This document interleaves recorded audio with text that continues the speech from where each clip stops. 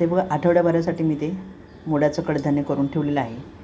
तर याला मी सकाळी भिजत घातलं होतं, दिवसभर पाण्यात ठेवलेलं त्याला आणि रात्री याला चाळणीवर काढून ठेवलं.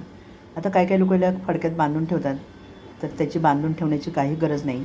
तुमच्याकडे जर अशी चाळण असेल, पुरण आपण ज्यातून चालतो किंवा दुसरी कोणती, तर त्याच्यावरही रात्रीच घालून ठेवायचं, झाकण ठेवायचं. पाणी छान निथळून जातं आणि छान याला असे मोड येतात.